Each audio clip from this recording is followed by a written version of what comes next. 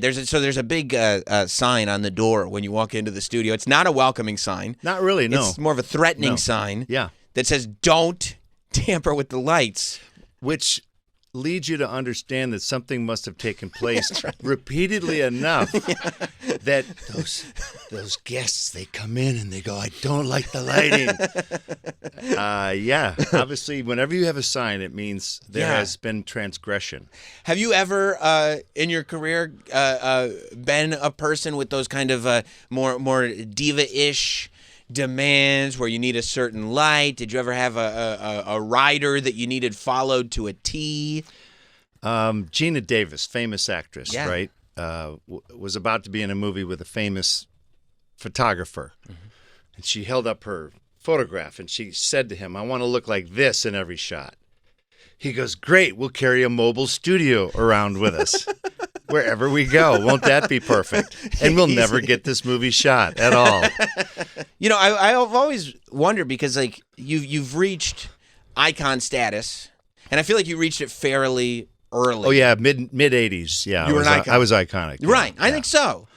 But the way you got into the business was kind of atypical in the sense that you and Sam Raimi come right out of high school making this short, which leads to Evil Dead, which leads to everything else. Yeah. Was there ever a period of time where you had that imposter syndrome where this kind of but we had impossible syndrome. Okay. Where like this is going to be freaking impossible. Yes. Detroit, Michigan, 80s, the economy, you talk about interest rates, holy crap.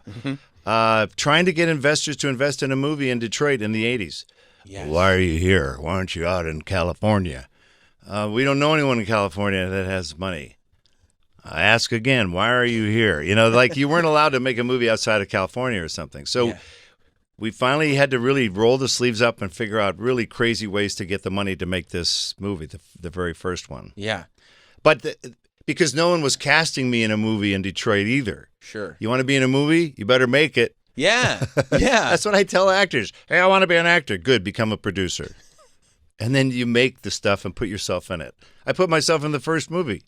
You know, I didn't audition for Evil Dead. Mm-hmm. I gave myself the part. I think I was the tallest of the three partners. You know, tall's important. Yeah, you get in there. Do you? And then when that's successful and you're able to begin to craft this acting career, did you enjoy wearing less hats and just worrying about performing, or did it kind of leave this thing in you where you're like, no, I got to have my hands on everything? It's important to have your hands a little bit in anything. Like, be aware of a lens. Like, what is an 85 millimeter lens? What does it do to your face? Do you like it? Do you not like it? I like to shoot Russian style. What's Russian style? And it confounds everybody. Yeah. Russian style is you shoot the close up first. Your makeup is the best. You just had your cup of coffee. You've had your little you're ready to go, man. Everything is good to go, and you only have to light a little bit. Then you move back over the shoulder, light a little more. Then you move back, and then you do the big master that they call it, the big wide stuff. And you say that to a cameraman, and they go, "Oh, geez, I don't know." Like, we already know the blocking. We already know how I got in this chair. Yeah. Don't worry about it. Yeah. I get up out of the shot at the end of it. It's okay. You know, I like being aware of film styles, film techniques. You can be a helpful partner. Sure. Like, there was an actor, famous actor in New Zealand, because I worked a lot in New Zealand on different TV shows. And the sound guy came up and he said, "Excuse me, famous actor, I know you don't like to rehearse. Could you tell me in your speech that you're about to do any parts that might be really quiet or any parts that might be really loud so that I record you correctly?" He turns to him, the actor turns to him and goes, "Just turn the fucking thing on." And the sound guy turns away and he goes, "Okay. Yeah. We'll just see what we're going to get." Yeah. You've had some you're able to make a strong impact with only a little amount of time on screen, like you said, you know, killed in the first 9 minutes of Congo. That's right. But they did use my scream in all of the Taco Bell ads. They did. I was really pleased because I could say to Frank Marshall, "Frank, when I do my death screen, would you like a single or a double?" Wow. He goes, what's a double? I go, let's just find out. So they kept the double because it's it builds, it's like I'm scared. Oh shit, I'm going to die. So horror acting is very complex. Sure. There's many degrees of horror. Levels to how horrified are we? Yes. This is the jump scare scream. This is the I'm cooked scream. Mm-hmm. This is the I'm concerned breathing. Sure. That's right. I'm scared. It's a little subtle. Oh, but, yeah, no, sorry. it's good. I'm scared. I'm scared just thinking about it. And is this something you discovered, like, through the process, or did you? It's all learning. Yeah. I love the fact that for Learning on decades the job. I was known as the Evil Dead guy who that was at the weakness. The most weak I was as an actor ever was that movie. So Sure. yeah, let's be known for that. The first one. Yeah, hey, first let's one's always do it. the best. Yeah, oh, absolutely. Where we're like, what's a close up? What does that mean? Right. Yeah, Right. it takes a while to figure it out. Well, so I had a question about your scene in Spider-Man, in Sam Raimi's Spider-Man. You're the ring announcer, of course. That's right. You notoriously are the one who names Spider-Man. Correct. Never forget that. Which is it not only is important for Marvel, but it's also very pro wrestling, where you have that marketing hat on. You're like, that sucks. that yeah, sucks. Yeah. Did you hang with Macho Man Randy Savage at all? I was a suite mate with him. We had a trailer that's called a two-banger. Mm-hmm. It's a duplex of trailers. Mm-hmm. So you have a very thin wall in between. And his girlfriend came to visit a lot. A lot. I'm kind of going to leave it at that. And when one part of the trailer moves, the whole trailer moves. And what are you going to do? Hey, Randy, can you knock that crap off? Right. If you would, You're not really going to say any of that. And then you walk to set, and he's walking to set, right, with a little spring in his step, and I know exactly why. He's in a good mood. Great mood. Yeah, he was in a good mood the whole shoot. Yeah, if you would, and I couldn't. There's no napping going on if you're stuck with him. Sure, and and let's just say, if you would hear anything, whatever, we won't pry. Well, you heard everything because the wall is paper thin. Does the voice? Because he was very. I will say there was no roughness about him. That's gentle. He was the gentle giant. Yes. Did the voice, Macho Man Randy Savage had a very... yes, gravelly and intimidating. Did that maintain, let's say, even if you were overhearing... If I were to have heard what happened, sure.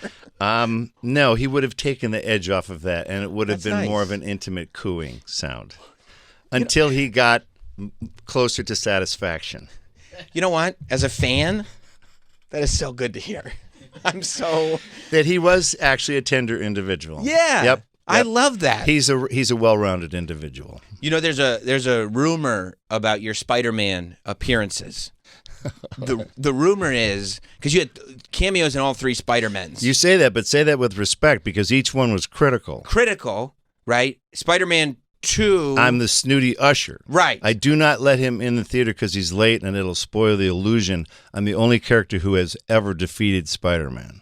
You did defeat Spider-Man. 100%. Say that, Doc Ock. Yeah, he didn't do it. No. No. Part 3, I'm the French maitre d'. Right. How often does a superhero come to a mortal for help? Seldom. The seventh of never. That's right. Did I help him? Not really, because he was kind of a butt face in the other movies. So that's right, fine. but he did. But so here's the rumor though.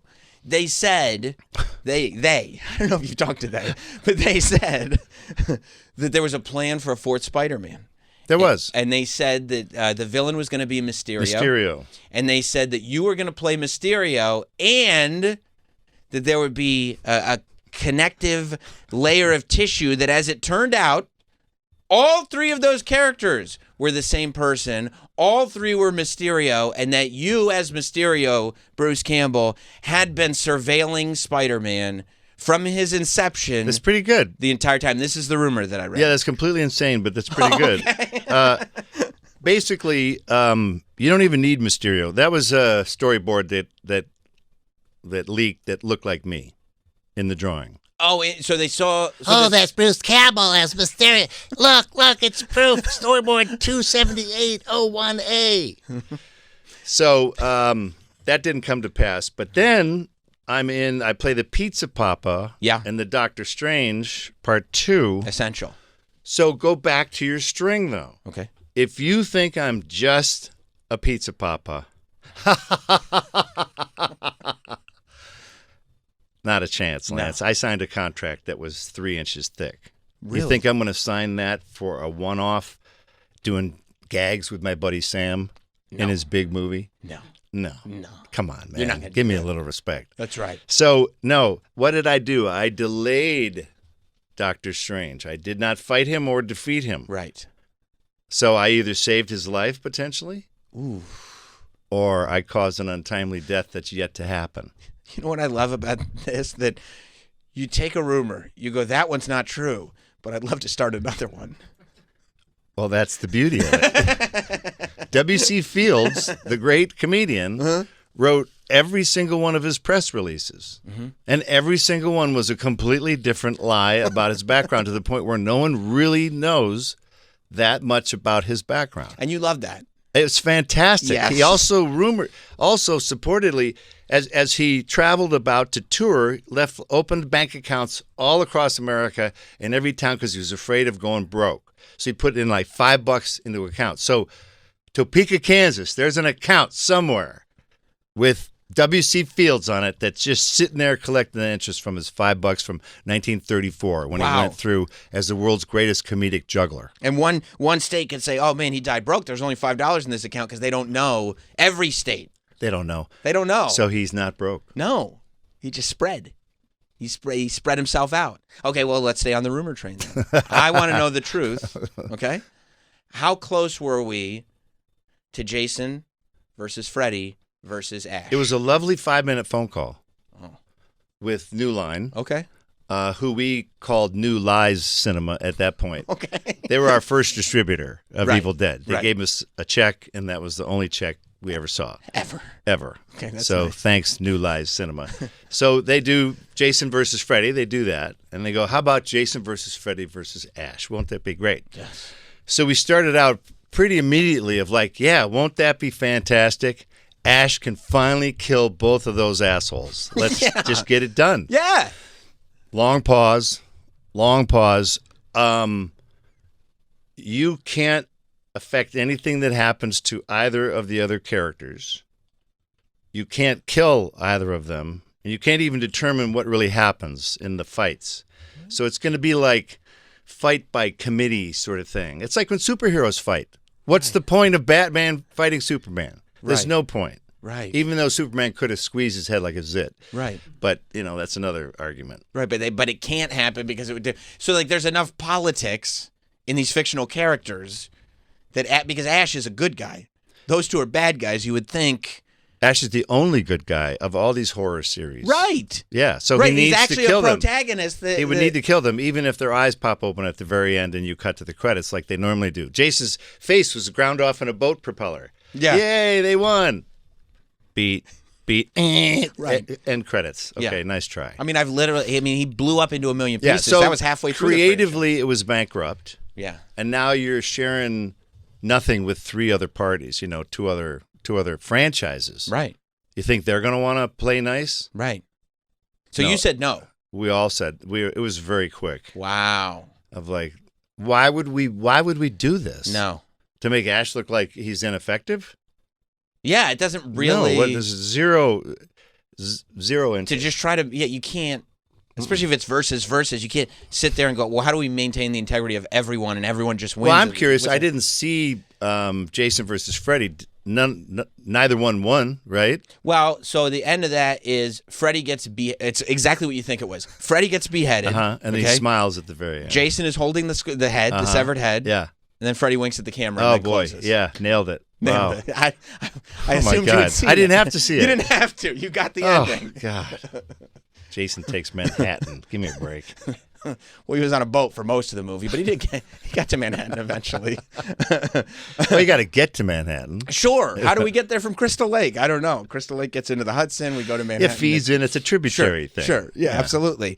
Now, I did hear in an interview, though, that you said there are 2 more Evil Dead No, that's movies. not even a lie. That's happening. Yeah, that's like trade information. That's available. Yeah, a couple more because the last Evil Dead made the most of any of them previously. Isn't that amazing? Yeah, it's weird.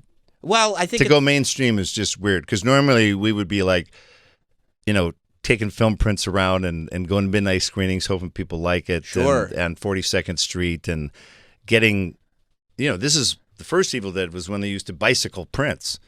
I mean, they call it a bicycle. Like literally, you'd have one town with 10 prints, Cleveland. Then you go to Detroit with those 10 prints that are getting crappier and crappier. Oh, wow. Oh, my God. And by the time you're done with the Midwest, you're trying to watch the movie, and it's chopped up into a million Bubbles pieces. everywhere. These drunk projectionists are rewinding it. Snap, snap, snap. There you go. I'll put it back for you. It's just terrible. And now the movie, the last one, I don't know how many theaters it came out in, but that's all of them. Yeah, enough. Yeah. Yeah. So it's weird to see it mainstream, but it's still fun. It's fun to see horror is not really taboo anymore. When I did horror, there was porn at the bottom rung, and then horror was right above it. Now horror is really just like an action movie now with blood. 100%. I mean, an unrated horror movie is the I number give a one lot movie of in credit America. to all the horror movies over the years, including us, but also to shows like Walking Dead. Yeah. You get 10 million viewers for 10 years. That's mainstream, boy. Big time. Yeah. Did you guys feel mainstream by the third Evil Dead movie? Yes. And that's what killed it. That's what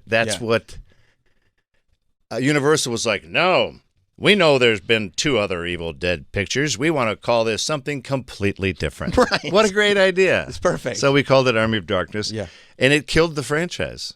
We spent too much money on the movie, and they didn't know how to market it. And we didn't really want to make a horror movie, so it's really like a Ray Harryhausen movie with horrible violence. Yeah. So yeah, that killed it for a while. Wow. Until the DVD craze. And then people find Companies like Anchor Bay, they put the DVDs out, but they put all the extras in now. Mm-hmm.